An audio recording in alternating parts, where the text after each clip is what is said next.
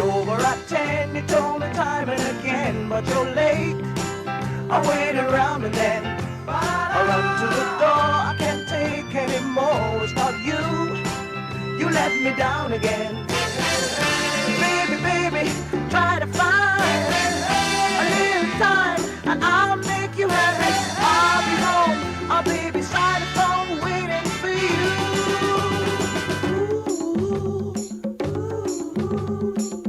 Why do you build me up, buttercup, baby, just to let me down and mess me around? And then worst of all, you never call, baby, when you say you will.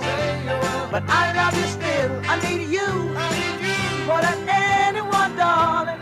You know that I have from the start. So build me up, buttercup, don't break my heart.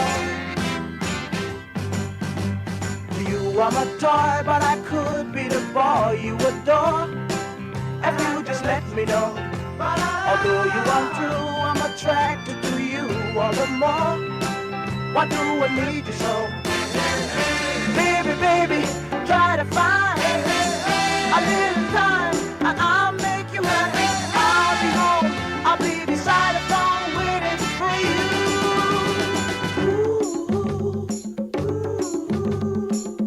Why do you build me up, buttercup, baby, just to let me down and mess me around? And then worst of all, you never call, baby, when you say you will.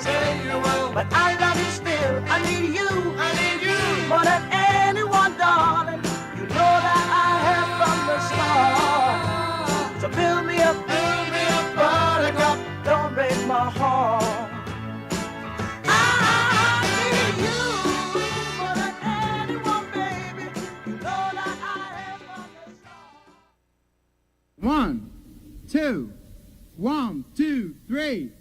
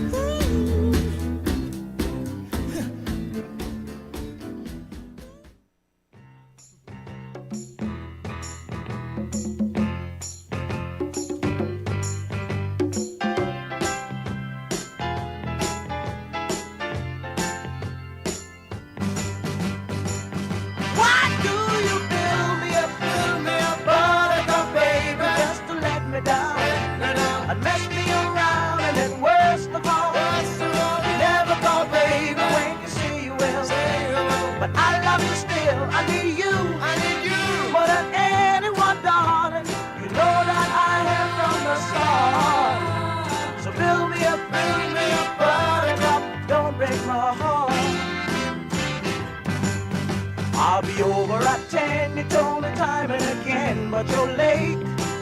I waited around and then I run to the door. I can't take anymore, it's not you. You let me down again. Baby, baby, try to find a little time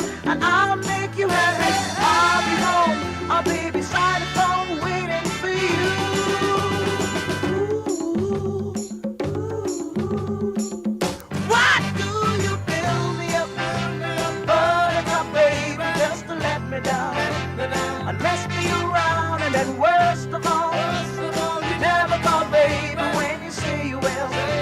But I love you still, I need you more than anyone, darling. You know that I have from the start. So build me up, buttercup, don't break my heart.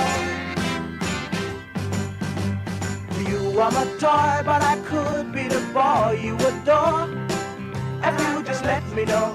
Although you are true, I'm attracted to you all the more. Why do I need you so? Baby, baby, try to find a little time and I'll make you happy. I'll be home, I'll be beside the phone waiting for you.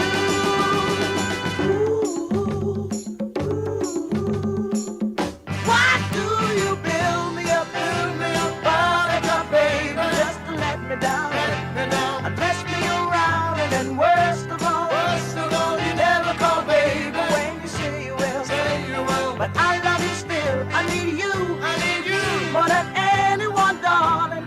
You know that I have from the start. So build me up, buttercup, don't break my heart.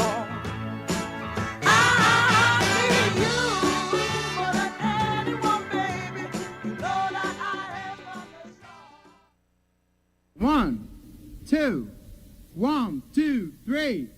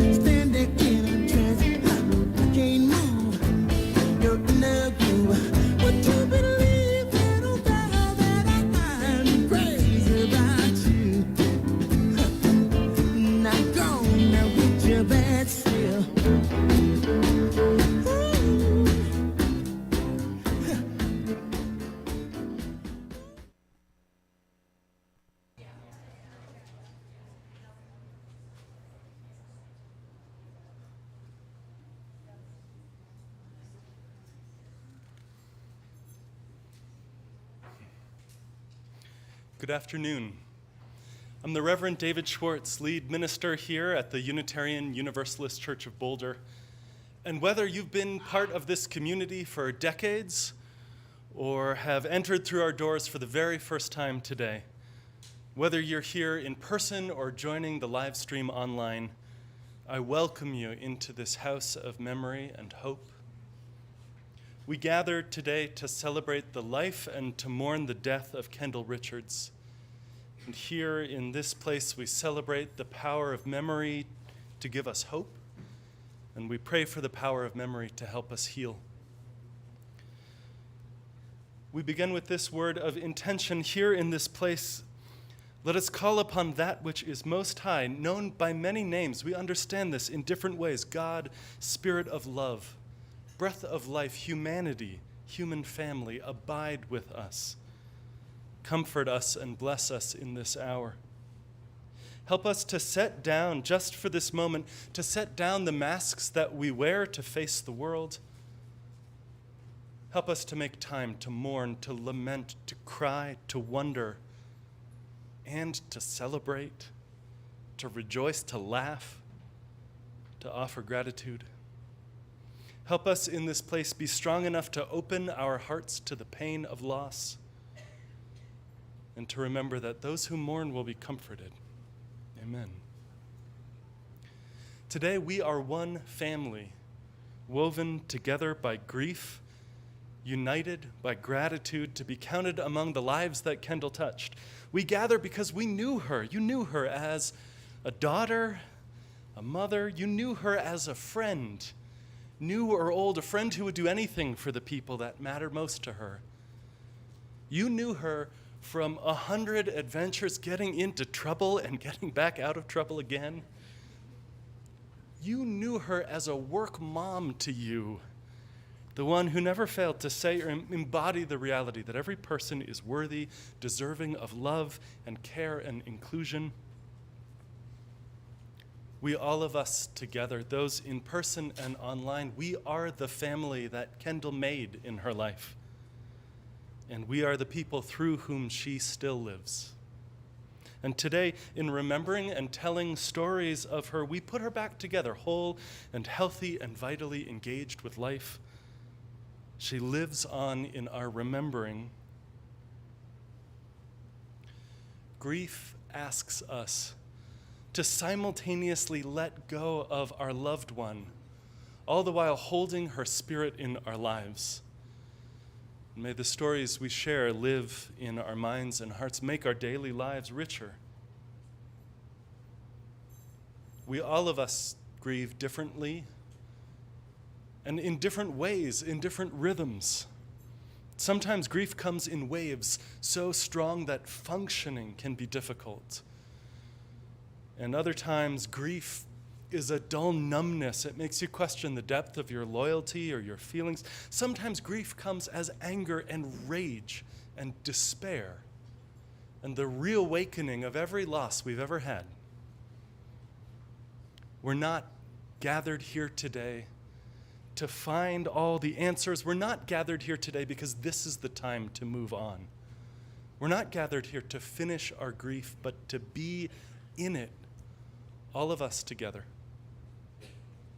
And as we celebrate Kendall's life and mourn her death, we're reminded that her life and ours and all of life is indeed precious and fragile.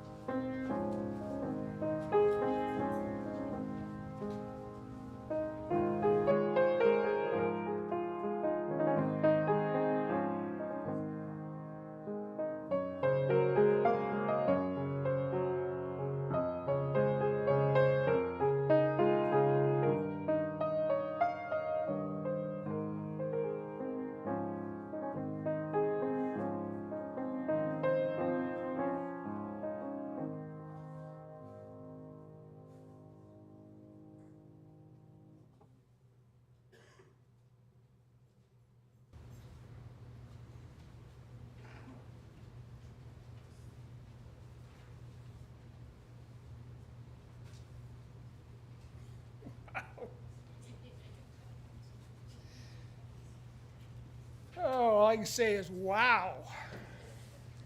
Look at the people. And there's even more of you out there on the internet. Stranger obviously wasn't a word that we use in context with Kendall. And if you missed the little double entendre we had about double nickels, it's because today would have been Kendall's 55th birthday. So this is not only a celebration of life, it's also sort of a birthday party. And a warm Unitarian Universalist welcome to everyone that's here in our sacred space. This was Kendall's church, and this was her spiritual home. And even though she could seldom get here on time,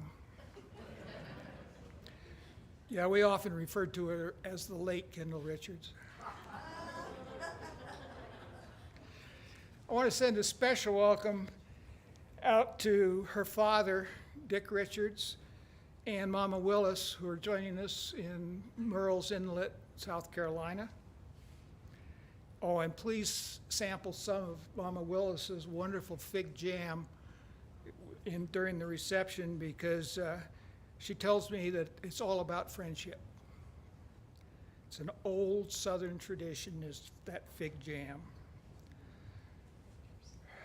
Her brother, Brandon, and my wife and his wife, Amy, are here with us. The two other brothers are joining us from one in British Columbia, and the other one is in Vashon, Washington. And beyond that, there are the other friends and family in Florida, Maine, Kentucky, Louisiana, Texas, Nevada, California, and New Mexico, which are the ones I could count so far.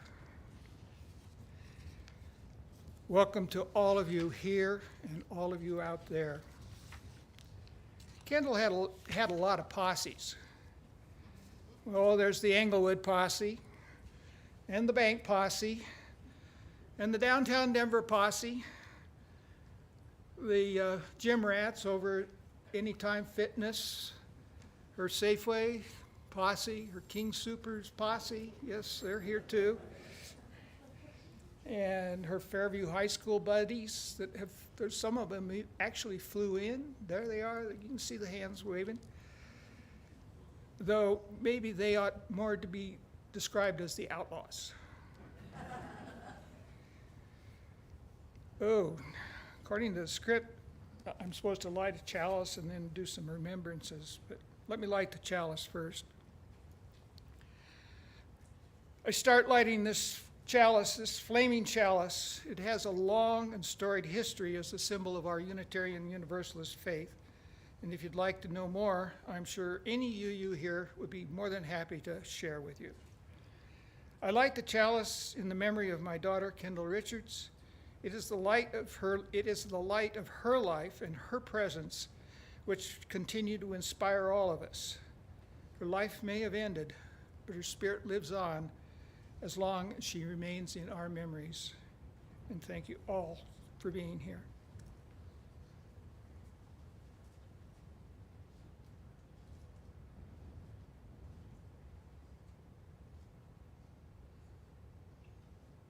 And there's the light. And as to my personal memories, well, I've got 42 years of material to work with, so strap in. Oh, I guess I could go back to the time when I stood up with her in court and the judge asked, "Are you the father?" And I answered, "Yes, Your Honor." Kendall never forgot about that small bit of perjury.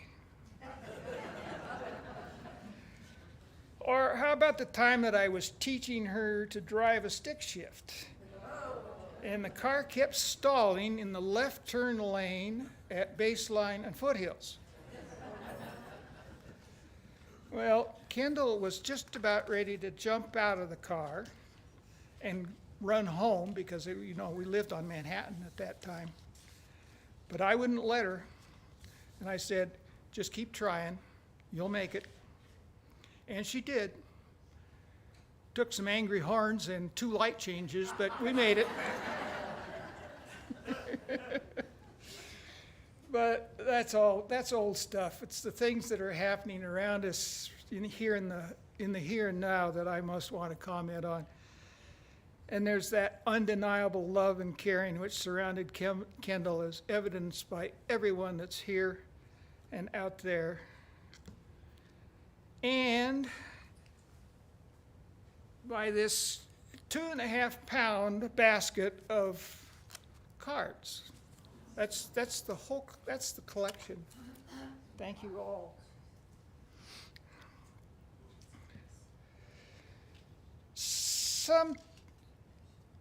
Sometimes it's the small things that you notice the most. Our days no longer begin with, "What are you doing?" hollered up the stairs, because the answer was always reading the paper. And also the paper's no longer on the banister downstairs when we get up in the morning. And Kendall always told people that she loved to cook and bake. Well, I think she liked talking about cooking and baking a little more than the doing of the cooking and the baking. But when she did cook, and she was a good cook, but she tended toward these elaborate, large pot things. You know, you have to cook them all day and that kind of thing. Or like a beef bourguignon, for example. And then she would never eat leftovers. Never seconds. And there's a cat that walks around her house still looking, but not finding her friend. Kendall had another annoying habit of wanting to know what we were going to have for dinner before we'd even had breakfast. I guess I'll miss that. It's a lot quieter around Pima Court now, but there's more room in the refrigerator. Thank you all for being here. I'll let Brandon pick up the narrative.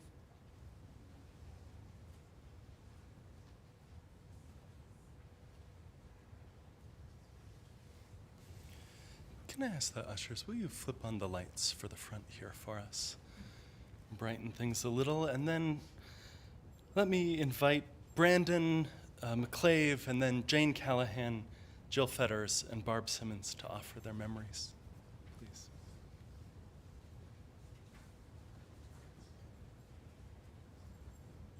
Could we bring the lights down a little bit?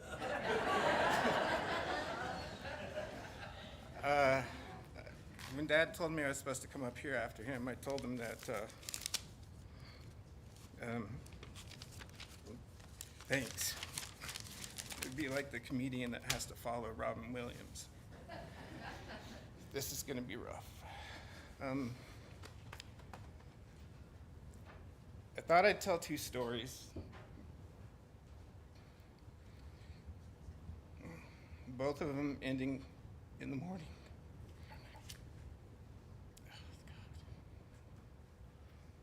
Sure you don't want to help me with this? I got selected to tell the stolen car story, and because that's pretty much when we became brother and sister. It was the 4th of July, and Kendall had come out, and me and my friends were all gonna go up and watch the fireworks from Flagstaff, which is a pretty fun thing to do. And so we went up there, and Kendall tagged along, and we went up just past the Flagstaff house and we sat on top of a big rock called the Cookie Jar that local climbers probably know about, and watched the fireworks. Well, after the fireworks, we'd heard about a kegger that was happening out at Boulder Reservoir. And so we decided to go out there, and I won't mention the names, but it just me and Kendall, that's all I mentioned. But we piled into Mike Stever was there too. So we piled into his car, and which is a little Volkswagen, and we drove out there. And before we got to the lake, Mike's car got a flat. So we had the bright idea of going to this house. And I don't know what it looks like out at North Boulder anymore, or at the Boulder Reservoir, but there was only a couple houses out there, and they were like farmhouses. So we went to one of the houses thinking that we would go through some of the cars there and find a jack or something, because of course we had a tire, but we didn't have a jack. And then all of a sudden, Mike came around driving a Cadillac, and he said, yeah, the keys are in here. And so we sat there arguing about who would drive, because we didn't think Mike was sober enough. I wasn't sober enough either. And so Kendall jumped behind the wheel, and she drove a little bit, but she didn't really know.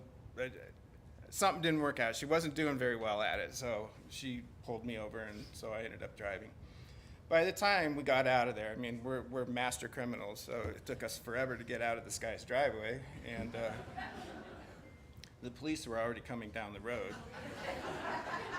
And the people who lived in the house were coming out, and they were in their car, and so we got into this big chase, and the police and the people who owned the car, and we drove a little bit, and then pulled off the road, and we all piled out of the car and ran off, and Kendall and I stayed together. I think everybody else got caught, and but I mean, to this day, I don't know how we did it, but we walked all the way home, and jumping fences and going through creeks.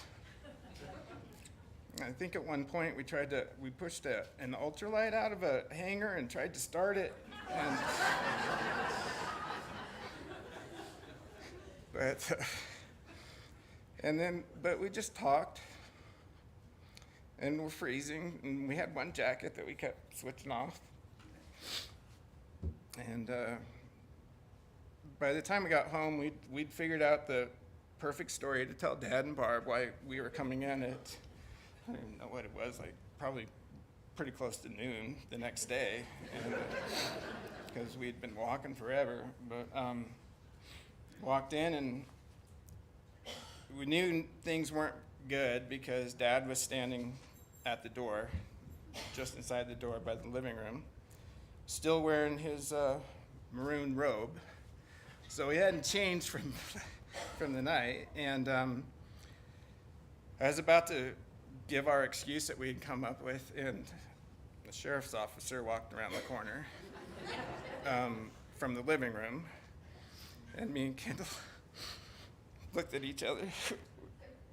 We just kind of smiled. Well, the jig is up. I mean, we're in trouble. So I don't know what happened to Kendall after that. Jane was telling me she came over because she was mad at Mike for blowing her off that night, and she wanted to know what was going on, so she came over to my house and saw me being taken out in handcuffs, and had an encounter with my dad as well. So that's the stolen car story. And the other one was later, and I wasn't living at home anymore. And I had started racing bicycles, and so I would get up every morning and go train. And one awful morning, I got up. It was not awful, but it was overcast, extremely overcast, and it was drizzling. And I decided I would ride up Flagstaff. And just past the Flagstaff house at that cookie jar rock, it looked amazing, and I thought, Kendall would love to see this. So I went down and I went into her room, and I got the key from the house. Is there a Kleenex or something? No. I got the key from the house that they always stashed outside for us, and probably I would imagine because they got tired of coming to the door when we're knocking on it or ringing the doorbell late at night. But anyway, it was still there, and I went in and I woke Kendall up, and it was about 5:36 in the morning. The sun was just starting to come up. Well, it was already up, but it was early in the morning, and I said, Kendall, you got to come and see this.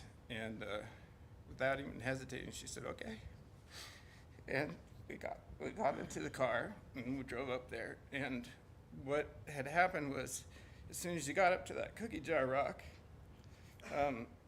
the sky was just completely flat, and we were above the clouds, and it was beautiful sky. It was blue sky with the sun shining.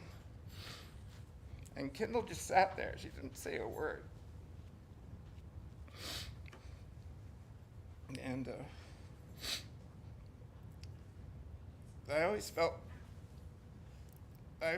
like I wasn't really good enough. And she always made me feel better by the way she talked and the way she treated people and the way she treated me, and we always got along. And this was the first time she didn't say a word, and I felt so good about myself. And she turned around and she gave me a hug and said, "Thanks for showing me this." And after that, that was pretty much, I went my way and she went her way, and we started our real adult lives after that. So, and on the note of, this is the last thing. On the note of, this is a little Kendallism that I think that people will appreciate, is that my dad bought us a car because, again, he got sick and tired of us borrowing the car all the time, one of the cars, and it was, what was it? Plymouth? Dart. A Dodge Dart. What year?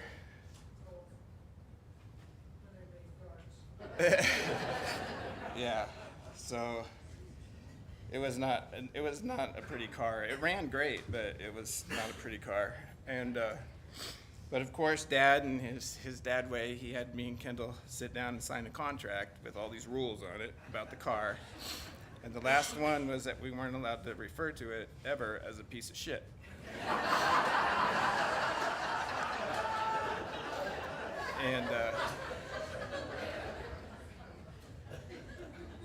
And he said, "You can't refer to it as that because it's a classic." And Kendall just smiled and said, "All right, we just got a piece of classic." We're gonna miss her.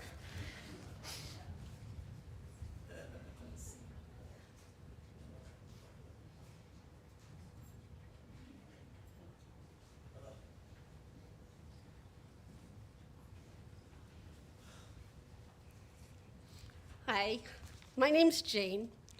I was lucky enough to be one of Kendall's many friends in high school. I actually met her in 1983 when I was a senior in high school, and Kendall was actually a junior. I actually met her through her brother Brandon, who was really good friends with my high school boyfriend, Mike Stever, at the time. I'll always remember being at Barb and Fred's house and getting ready to take on the night. It was in the mid-1980s, so Kendall, being the fashionista that she was, she would always have her hair and makeup done to the T. And not only would she do her hair and makeup, she'd also do mine and my friend Jill's. But we also worked at Crossroads Mall together in the 80s, and she worked at Contempo Casuals and I think a store named Paul Harris. And I worked at Maydeen F. And I'll remember meeting during our breaks, and we'd talk about what our plans would be for the night on the town. But there's always a negotiation, for Kendall and I had the exact same leather jacket. So it'd be who gets to wear it on our night out. But after we're all getting ready and ready to go hit the town, we'd hit such icon bars such as Potter's, Pearls, the Coast, the Dark Horse, sometimes all in one night. But as time went by, of course, I remember in 1986, we had some friends in Vail, and we would go up there and meet these friends, and she earned a nickname, and she was called the Wild Rocky Mountain Monkey Woman. And she wore that nickname like a badge of honor, for she was the queen of getting people together and having a good time. But as time went by, again, we didn't keep in touch as much. It seems that family, friends, and distance, and children, and work, and school kind of have you separate your ways. But we always did manage to keep in touch. And I remember one time Kendall was living in Oaxaca, Mexico. And she had come back, and she had brought a gift for me. And it was an Oaxacan folk art fish. If any of you are familiar with Oaxacan fish art, you know that it's beautiful, it's bright, colorful, exotic, original, and one of a kind, just like Kendall was. I still have that fish in my house today. Whenever I look at it. I always remember her. It even has the fish kiss lips, just like she has. Whenever she'd greet you, it was always with a kiss. I also remember the lunches that we would have together with Jill and I and Kendall. She would always have a gleam in her face and a big glow when she talked about the three loves of her life, and that was Ryan, Nayland, and Hayes. I know from growing up with her, she always wanted to be a mom, and you knew that that was the proudest thing she was. She was very proud of those three kids, and that was the love of her life. As I go back, I talked about my high school boyfriend. He passed away shortly after we graduated from high school. And I always remember Kendall took me under her wing at that time. And she introduced me to two books. One was called The Prophet by Cuviello, and the other was Illusions by Richard Bach. And there was a quote in that book that we both loved. And it goes, "Don't be dismayed at goodbyes. Farewells are necessary in order to meet again in moments or lifetimes. And meeting again is certain for those who are friends." I know I will meet you again, Kendall. Maybe not in this lifetime, but in our next one, for we were certainly friends. Happy heavenly birthday. Until we meet again, you will be very missed on this earth. I love you, Sister Kay.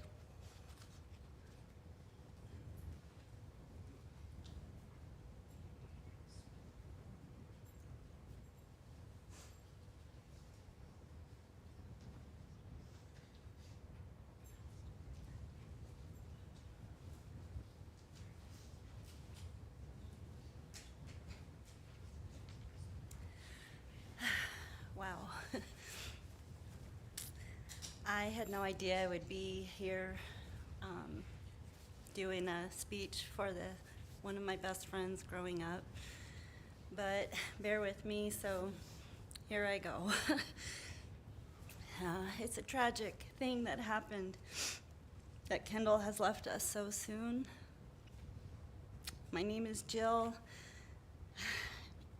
Kendall was one of my best friends in high school, and we remained friends through her lifetime. Like Jane, we kind of had a triangle of best friends. I have a lifetime of memories with Kendall. Too many to share, and too many embarrassment ones to share. So I'll try to do the best I can, but I just want to celebrate her life with you. Obviously, Kendall had a lot of friends, and she made friends very easily. And she always liked to include me in her adventures in the early part of her life. Anyone who met Kendall knew that there were laughs to be had. Her laugh was infectious. She was independent and strong, free-spirited and beautiful, and she sure wasn't afraid to act boldly. She always made me feel special. I always looked up to her.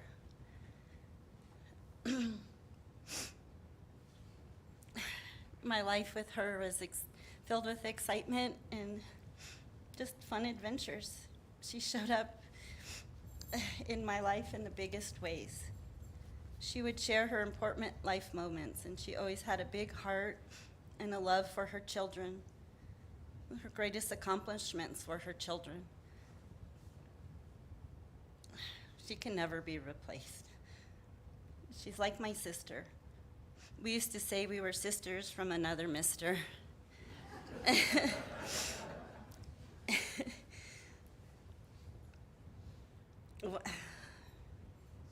I just feel we had a lot of things in common. We shared the same love of music. Van Morrison and U2, we would sing staring at each other in our brown eyes, and she would say we were the brown-eyed sisters. But, you know, she we shared the love of cars and her zest for life and business. I thought she was just so courageous not to try new things.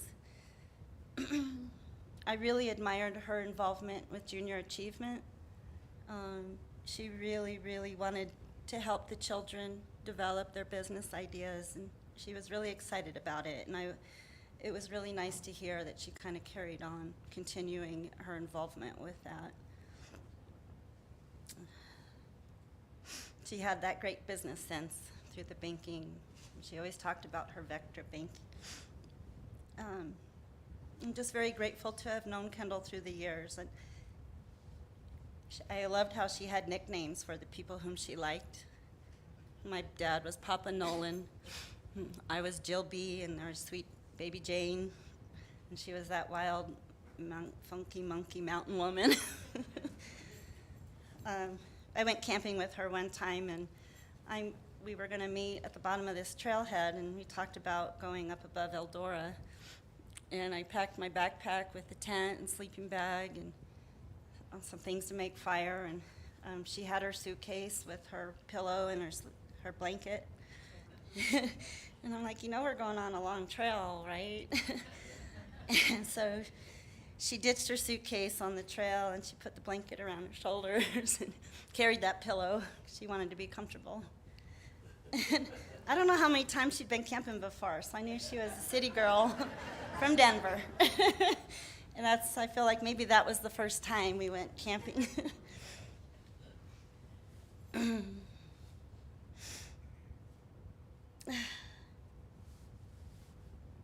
She taught me how to drive a clutch in Fred's old car. We called it the Red Tomato. And I like cars. I liked old cars. And I was like, where's the clutch? And it's on the steering wheel. I'd never seen this before, but the clutch was on the steering wheel. So she's like, this is really cool. And I said, how are you doing that?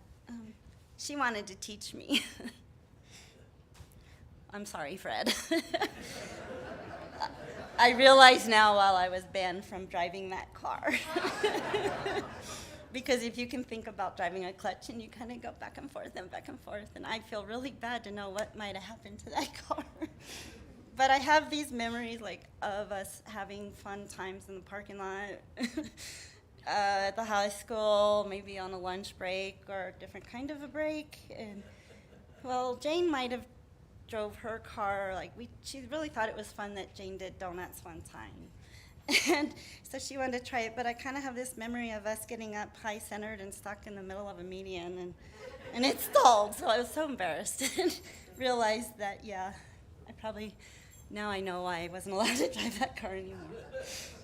But I'll tell you, she was just a great friend to me throughout the years. I believe my life would be much different if I hadn't known her. She helped give me self-confidence. She just had the biggest heart, and she was very compassionate and kind and very humorous. And I would like to think that this is not a goodbye to Kendall, but more of a see you later. She will be in my memory forever. She was like a sister. Thank you.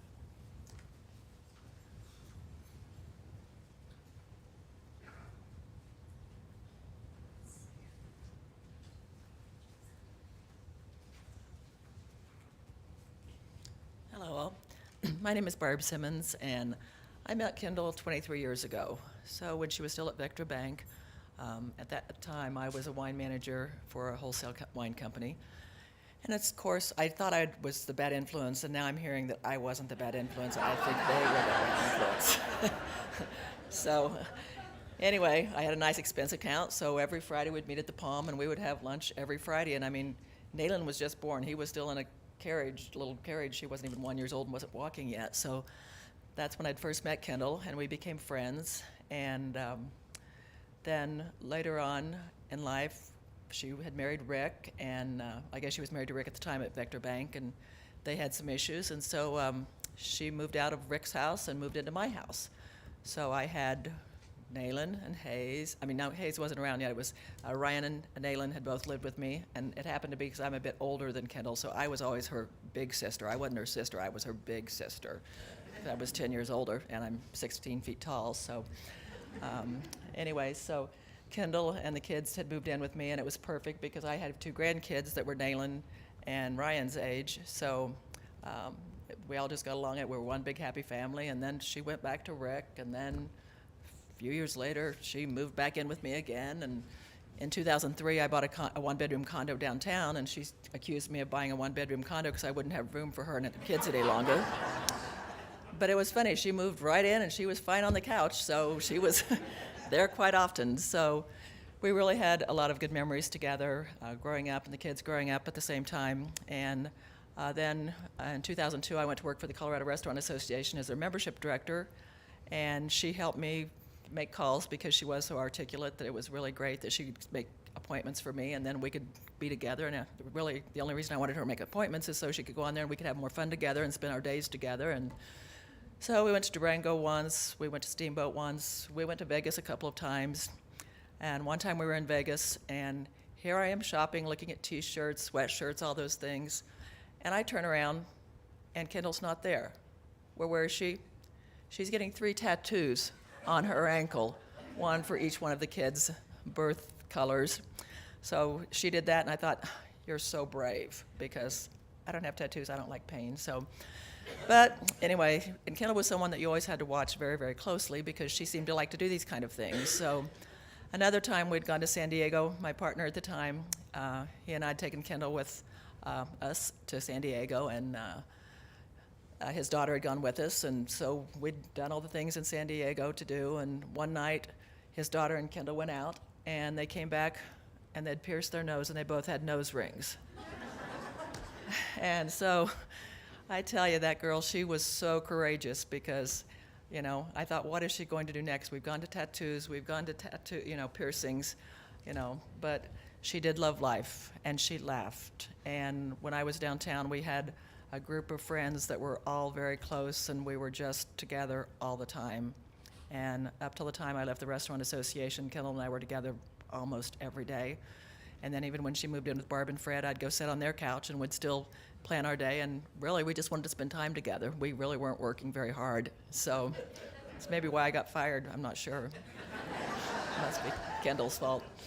So anyway, I will have great, great memories of her. She was a lovely lady. She always had kind things to say about people. I mean, we would go anywhere, and she would compliment any and every person that she saw along the way.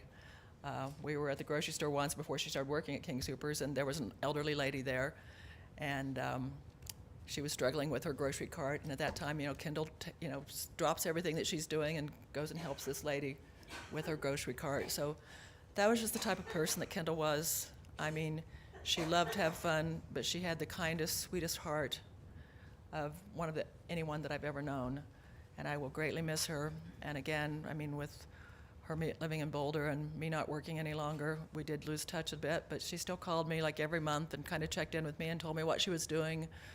And I'm going to miss her a great deal. And I think that we're all lucky to have her in our lives, and we will think of her kindly until we meet again. Thank you.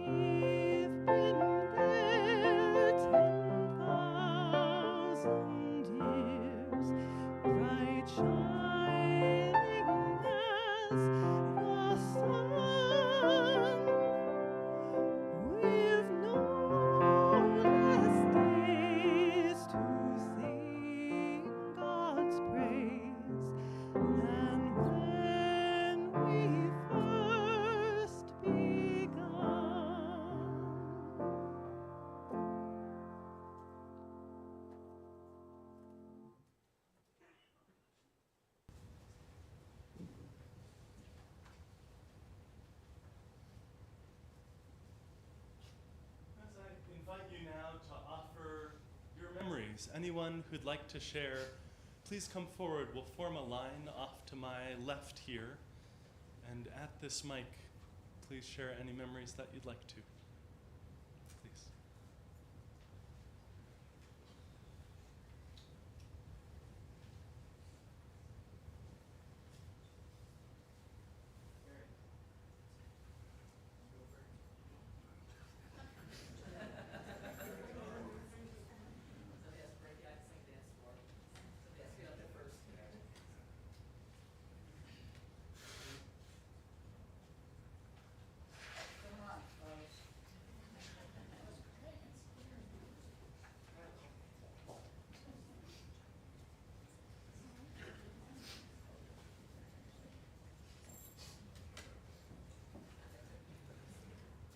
Hi, my name is Johanna Bear. Everybody called me JoJo from Safeway. I've known Kendall since she was in junior high at base. Thunderbird used to be Safeway. She was a rocket, like they said. She's a pistol. She always had something going on, or she'd be willing to jump into anything you wanted to do. One of the last fun memories we had was a baby shower for our friend Charmaine. She was so bubbly. I mean, we had flyers, streamers, everything you could think of. And then she was like, oh, we gotta get some more things. We gotta get some more ice. We gotta get this. And she's always was there every morning. She'd come in for a newspaper or coffee before even working, just to tell us, you all are loved. She loved us. And we're all gonna have a great day. I had some real rough times there for a while, and she always was like, JoJo, you're a strong woman, and you'll make it. And because of her, she, huh? You're on your journey. Yeah. She was just so fun. She was laughing. She always made you feel good, even when you had a bad day. She loved her parents, her children, like everybody says. They were her #1 support group. And to her, she's great for all of us. We loved her. Thanks.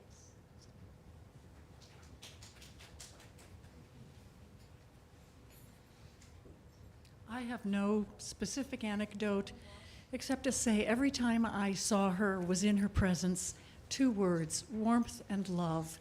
She hugged, she kissed, and you could feel it. She was brilliant that way.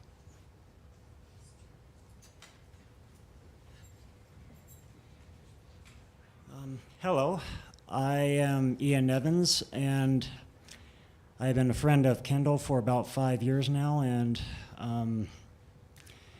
I was basically a loyal member of the Safeway posse, so, which you're all sitting up in front, I didn't realize. But yeah, like JoJo, I had some rough times too, and I remember one time when I was eating in the break room, I was on lunch, and I was just really having a rough day. I was feeling a little bit depressed, and one of the first people who actually came over to the table was Kendall, and we shared a whole bunch of good stories. We shared our interest in Celtic lore and music, and kind of traced her heritage that way. Kind of same thing with me, and she was just one of those people who, I mean, I know it's kind of cliche, but she did touch us all. I mean, she touched us all here in the heart, and she was just a kind soul, and I can remember we were both concert buddies. We both shared the same interests in classical and classic rock, definitely classic rock. I mean, I can remember some of the times when she carpooled me home, we would just I would basically put on the mountain, we would put on the classic rock station, and she'd be there we would both be singing Bad Company and stuff like that. And but her, I mean, she would just definitely sing her heart out when it comes to Feel Like Making Love, which is ironically my least favorite Bad Company song, but yeah, we had a bond there, and we we just really kicked it off, and we went to concerts together. First show we actually went to see was Peter Frampton at Red Rocks, and that was during his farewell tour, 2019.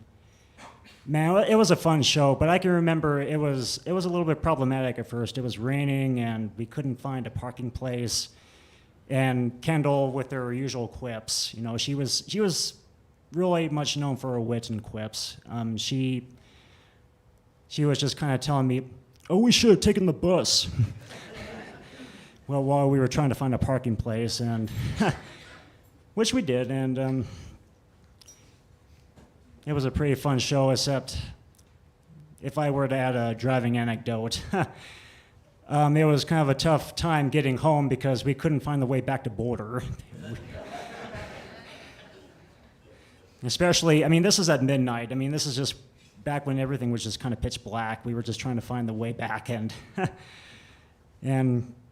Kendall was kind of whining. She was saying, "Oh, you know, we almost took I-70. We almost went all the way to Grand Junction." But yeah, we really had a ball. We sang together, and I can remember just some of the times when we were at work and I still had a rough day. She always would remind me of Peter Frampton, and she would just sing "Baby, I Love Your Way," and it really made me feel good. The other time I was with her for a concert was actually Van Morrison, and this was actually on the same day my grandma passed away, which, yeah, it's kind of a double whammy. Well, maybe kind of a half whammy, but we went together with Virginia, and we were just singing "Brown Eyed Girl" a whole lot in Virginia's car, and just "Brown Eyed Girl" and "Into the Mystic," which is a great song. But I remember we were there, and once again it was just tough finding a parking place. This was at Fiddler's Green, by the way. This is in the heart of Denver here, and we just had a long bread line all the way to the stadium. It was so long. It took probably about an hour or so just to get in. We missed the opening act. We missed probably about a couple of songs. I mean, the line was packed. And this was actually just kind of after the nadir of the pandemic, if you will. But yeah, we were in line, and once again with Kendall's usual quips, she would go, "We should have gotten valet parking." Yeah, and it didn't really matter though, because she was with us through thick and thin. We got through, through patience and endurance and a whole bunch of heartache. But once again, it's not really the obstacles that matter. It was just the fact that she was with us. She was just there to give us both a kind streak and just to keep our will, our positivity, our kindness, our optimism, just etc. It's not going to be easy just without her gone.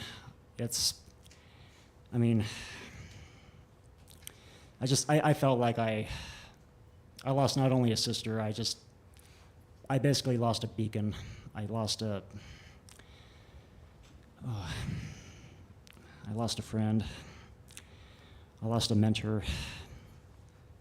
But I do know she's with us right here, just beating in all of us. And every time, whenever I play on my computer, whenever I play Peter Frampton's "Baby, I Love Your Way," I wish she could be with us every night and day. I'm going to miss her. I bid her adieu. Thank you.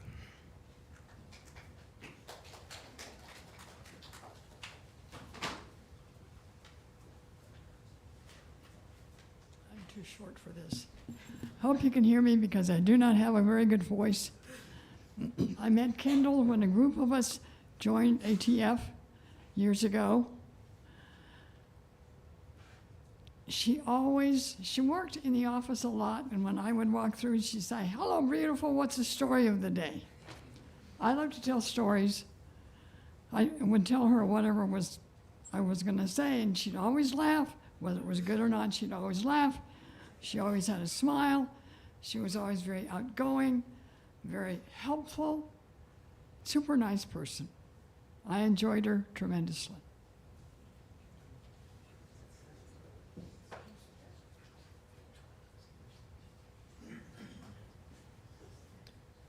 Hello, my name is Kendall Mailing, and this is my twin brother, Cameron Mailing. We met Kendall about 2 years ago now, when we first moved out to Colorado, and at that time, we were starting our graduate program at CU, and we were in the middle of COVID still, and we didn't really know anyone. And I would say that Kendall and Barb and Fred were our first friends in Boulder. And from that point on, I think Kendall sensed that we were, new to the area and were a bit struggling to find our way at the beginning at that time. And she would call herself our Colorado Mama. And she would invite us to Easter and Christmas. We had Thanksgiving dinner with Fred and Barb and Kendall.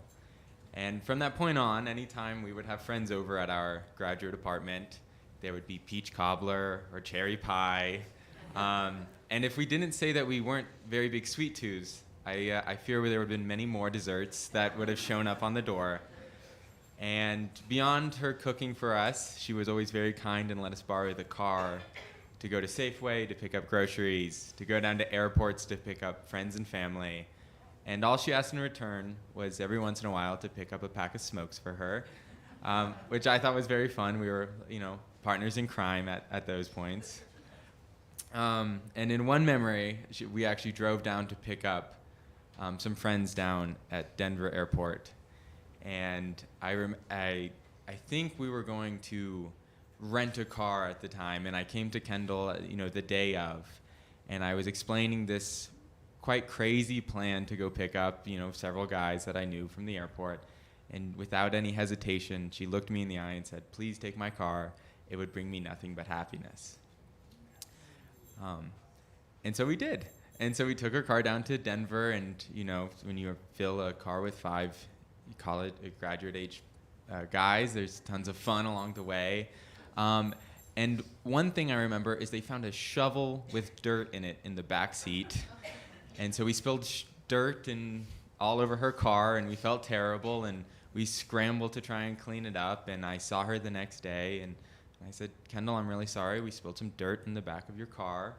She said, "Well, did you have fun at least?" Because to Kendall, that's all that mattered, whether there was dirt or we had done anything to the car. It was really about a laugh and a smile. And that's what I'll really remember from my relationship with her.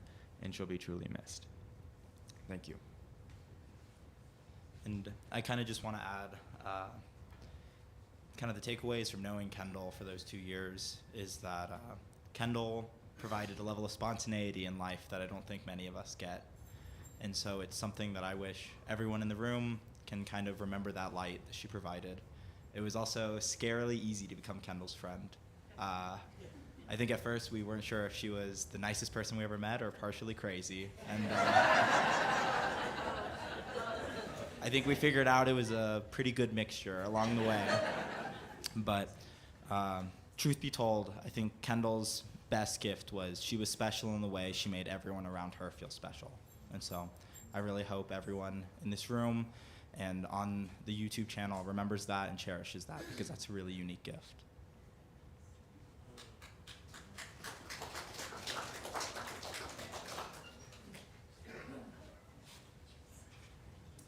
Hello, my name is Jason Martinez. I worked at Safeway for 11 years, and I'm not sure if you can hear me.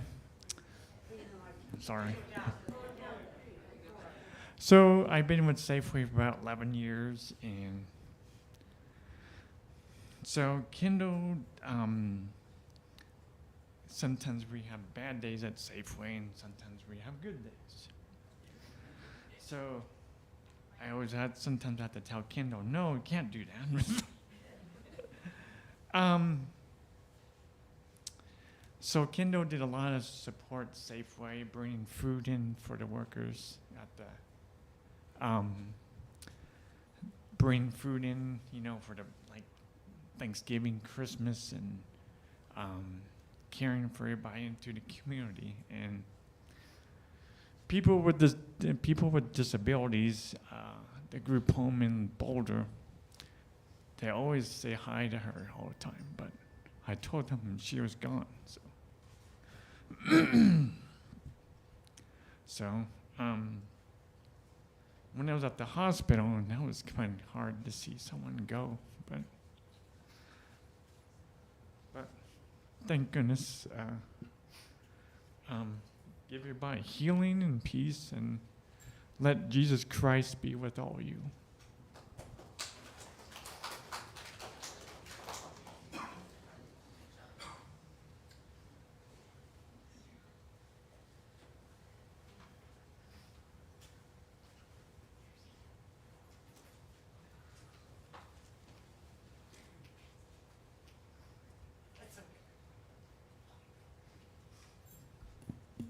Hello, my name is Laura Califas. I grew up in this church, and I just want to say that I'll miss my beautiful friend Kendall.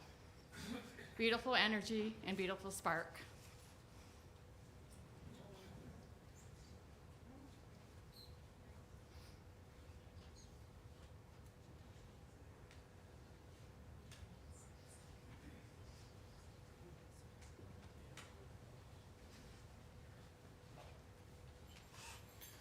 Friends, I hope that these stories shared are not the end, but the beginning. And as we move in a little bit into a time for food and drink and conversation, that you'll continue to share your memories.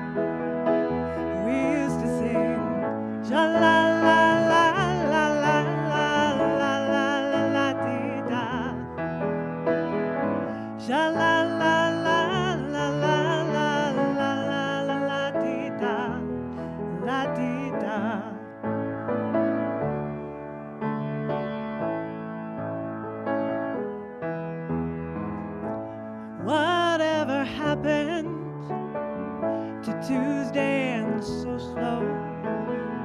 Going down to the old mine with a transistor radio. Standing in the sunlight laughing, hiding behind a rainbow's wall. Slipping and a sliding hand all along the waterfall with you. Your brown-eyed girl. You, my brown-eyed girl. Do you remember when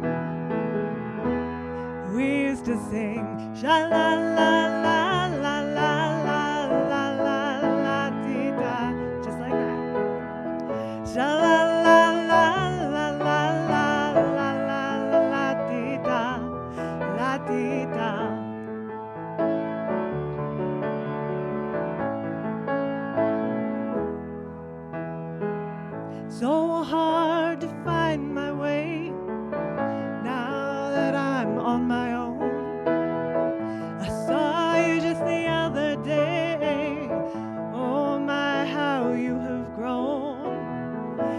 my memory back there, Lord. Sometimes I'm overcome, think about making love in the green grass behind the stadium with you,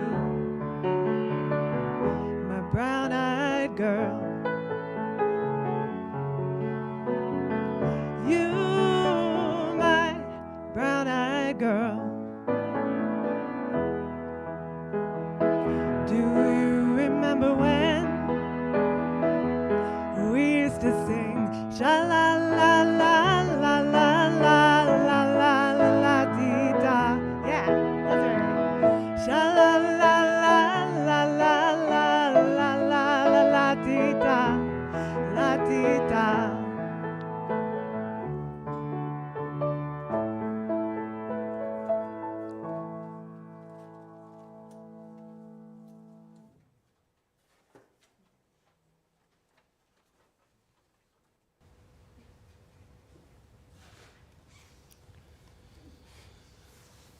I heard just during the service that her kids send regrets. Her youngest daughter is ill, and so they're playing it safe like we do these days, and weren't able to be here. Let me begin with this remembrance. Barb asked me to share these words on her behalf. And so this is 54 plus years with my daughter, Kendall B. Richards. Barb writes, born in August in what seemed like the hottest summer of my life until now, Kendall arrived along with a blood clot, which could have been an omen of what was to come. She was a brown-eyed girl, not much hair, but it was red.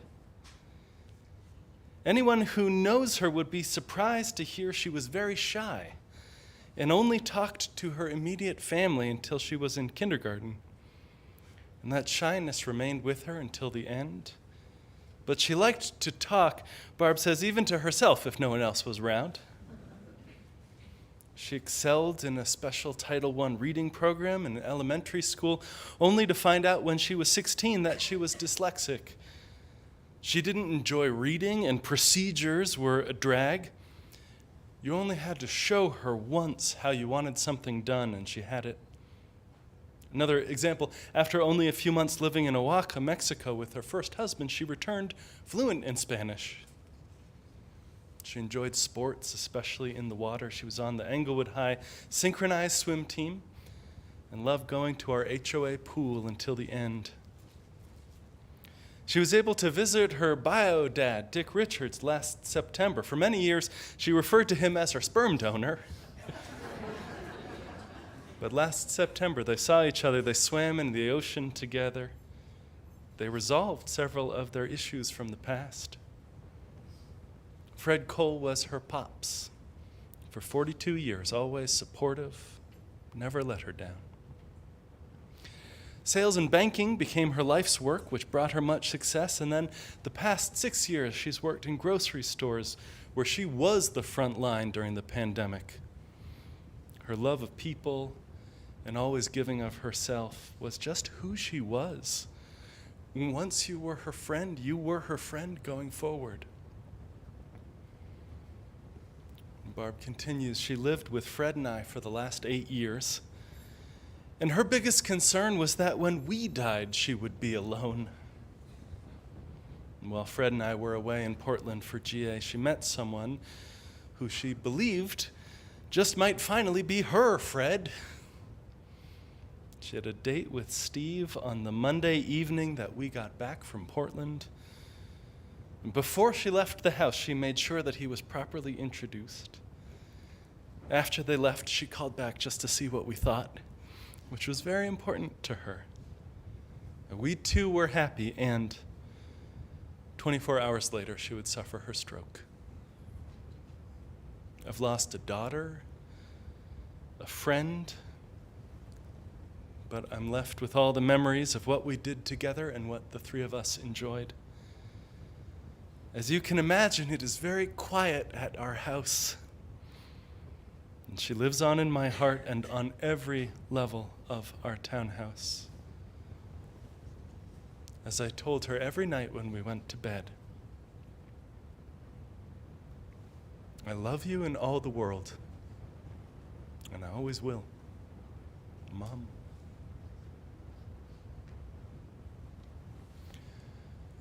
"55 years ago to this day, Kendall was born, and from just about that moment forward, maybe from kindergarten on, she spent a life making friends and finding family and getting into trouble and getting back out of trouble again. One person said she didn't know a stranger. And you're here in part because that's how your friendships with her started too. I remember during the pandemic months last year when I'd sometimes meet by Zoom for church things with Fred and Barb, Kendall would just poke her head in to say hello. And you could feel, you know this, you could feel the warmth and the connection just radiating out from her. I could feel that from a 2-inch square in the corner of a computer screen. She'd make you feel, even meeting you for the very first time, like she had rediscovered an old friend that she just wanted to spend time with. She made you feel that she was always collecting new family. Jackie, a friend from way back from elementary, says that I met Kendall in kindergarten at Maddox Elementary in Englewood 50 years ago. And a couple, there are many of our lifelong friends that we met all those years ago, Wendy and Brooke too. 4 of us became friends for life. A half century. We became family, says Jackie. And Wendy adds, even just recently, before her passing, Kendall reminded me how I took her hand on the first day of school and told her everything was going to be okay. The warmth of welcome, that invitation to connect, that invitation to closeness, and the delight of adventures together, the way she tended to the people she cared about, the way she spent the rest of her life turning around and holding everyone else's hand, telling them they were going to be okay too. That's so much of who Kendall is. And when we embody those things, she lives in us. One friend said, Kendall always made sure that you knew that she loved you. She was always sure to say the words, I love you, and follow up with a huge hug, and that was the best part of the visit. Wendy wrote that when Kendall moved to Boulder to live with Barb and Fred in high school, she says, I truly felt like my whole world had ended. But instead, we made sure that we saw each other. I'd go pick her up, or she'd ride the bus to Denver. When you have a close friend, nothing gets in the way. We always had shenanigans going on. Whether it was a football game, a party at the King's house, dances, we were there together. Shenanigans is a good word. As a kid in the house on Oxford, there was this little cubby hole under the stairs, and it became her secret hideout. She and her friends would share stories and secrets in that cubby and then turn up the stereo and sing 80s hits into the handle of a spatula at the top of their lungs. And they had slumber parties and sleepless pizza-fueled nights making prank phone calls to friends and bowling alleys and taxi companies. And lots of giggles. That big personality, that warmth and friendship and readiness for shenanigans never went away. Her friend Richard, who goes by Herb, writes that Kendall was like no other person. She was a bit much, but she had a big heart and really would do anything for people that meant the most to her. He says, for some reason, she nicknamed us the 70s music duo, Peaches and Herb, and so wanted a peach tattoo. So she decided to get one on her butt. I should note, this is the first time I've talked about butt tattoos from the pulpit. And I think she would be delighted by that. Before she went in, she said, Herb, I need you to check my butt, make sure it's okay for the tattooist. And so down went the denim shorts, and all was good and ready to go. And laying on the table, waiting for the tattoo artist, she said, "Come on, Herb, let's sing Reunited by Peaches and Herb." Her sense of humor and delight was always there, and the bedrock underneath that was love. Wendy shared that Kendall always told me how much our friendship meant to her. And I felt it, and I expressed the same. Another friend and coworker in recent years said she took on a mom role for so many of us that felt unloved and sad. And she was always there to tell us that she loved us. And if others couldn't, that was on them, not us. She told us we were worthy and we were lovable. And Kendall was, of course, as imperfect and complicated as all the rest of us. She had her share of struggle to equal her share of gratitude. And we aren't gathered here telling all these stories to pretend that Kendall was anything other than a human being with good times and rough patches too. Wherever you have two Unitarian Universalists, you probably have 3 or 4 different ideas about what happens or doesn't after a person dies. But in our religious tradition, the work of a memorial service isn't really about how or what or where might come next, or not. Instead, our work as her friends, as the people who knew her and loved her, our work is to be the people who carry the very best of her into our own lives. Our work is to remember her and embody that, to remember the love she had for us, the adventures she shared with us, and that those are no less real or relevant for her passing. Kendall loved you. And she knew that you were worthy and lovable, and you are. Go live like that's really true, and whatever time or distance passes, she is right there with you. Amen. Kendall wasn't too much of a praying person, and she'd much rather have spent time talking than sitting in the silence of meditation.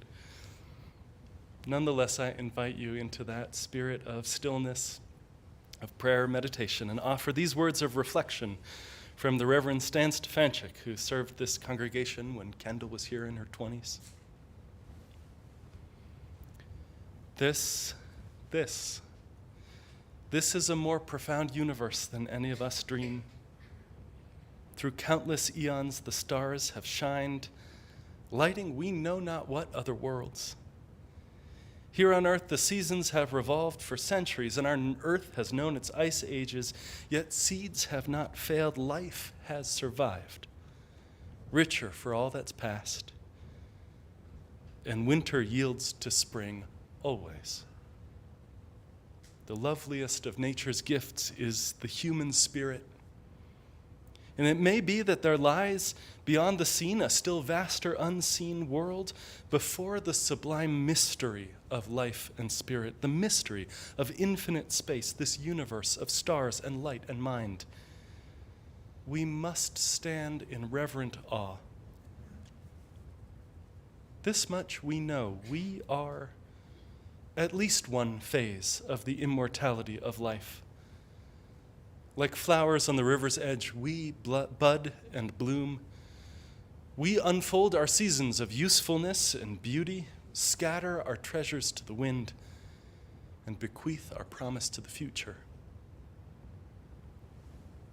Meanwhile, the tenacious stream of life flows on to infinite new beginnings, rich and increasing of beauty and joy and love. And in this mighty stream, we too flow on, not lost, but each eternally significant. For this, I feel the Spirit never does betray the person who trusts it. Physical life may be defeated, but life goes on. Material goals may fail in achievement, and in their defeat, the Spirit finds victory. In this mysterious, this infinite universe, nothing beautiful or worthwhile is ever finally lost. In the quiet of this hour, we renew our faith in the wonder and value of life and grandeur of the human spirit. We'll be together in silence for 7 breaths.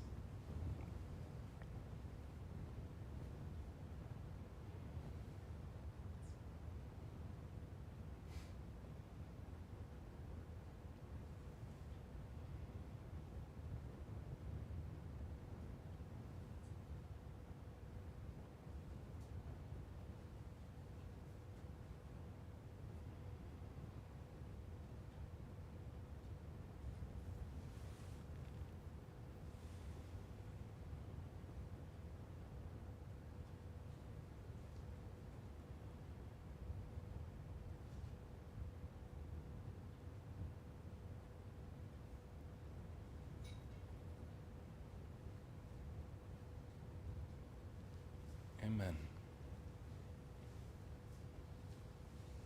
Let's close in song. Let's close in celebration of joy and grief together.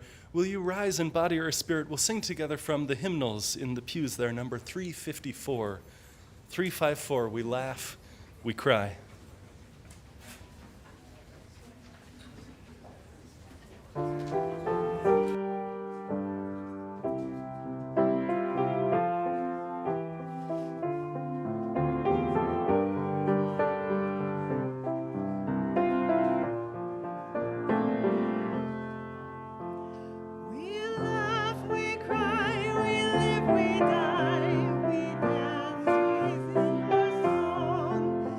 We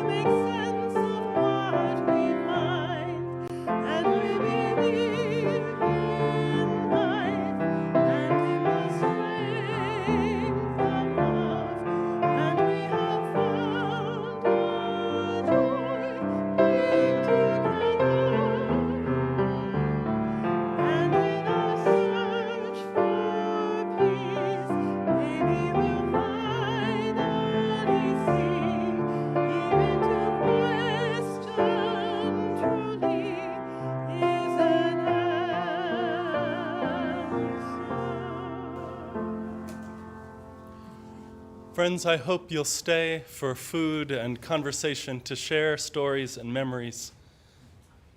The poet says, to live in this world, you must be able to do three things: to love what is mortal, to hold it against your bones, knowing your own life depends on it, and when the time comes to let it go, to let it go. Amen, and go in peace.